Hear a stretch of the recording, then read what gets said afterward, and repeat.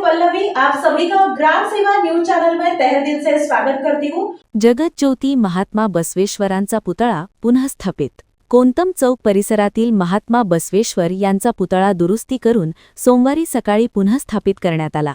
या पुतळ्याचे अनावरण व पूजन कार्यक्रम मोठ्या उत्साहात पार पडला। महापौर विनायक कोंड्याल यांच्या हस्ते पुतळ्याचे अनावरण करण्यात आले। त्यानंतर विधिवत पूजनही करण्यात आले।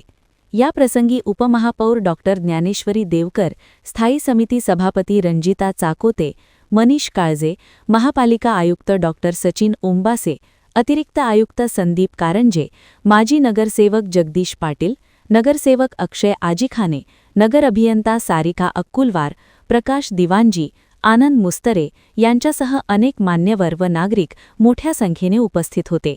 कोंतम चौक परिसरात पुतळ्यासोबतच सुशोभीकरणाचे काम सुरू असून त्याअंतर्गत पुतळ्याची दुरुस्ती करून पुनःस्थापना करण्यात आली आहे। या कामामुळे परिसराचे सौंदर्य वाढणार असून नागरिकांच्या सोयी लक्षात घेऊन उर्वरित काम टप्प्याटप्प्याने पूर्ण करण्यात येणार असल्याची माहिती यावेळी देण्यात आली। दरम्यान महापौर विनायक कोंड्याल यांनी महानगरपालिकेच्या अर्थसंकल्पातून परिसर सुशोभीकरणासाठी 50 लाख रुपयांचा निधी उपलब्ध करून दिल्याबद्दल महात्मा बसवेश्वर मध्यवर्ती महामंडळाच्या वतीने त्यांचा सत्कार करण्यात आला। पुतळा पुनःस्थापित झाल्यामुळे परिसरातील नागरिकांमध्ये समाधान व आनंदाचे वातावरण निर्माण झाले आहे।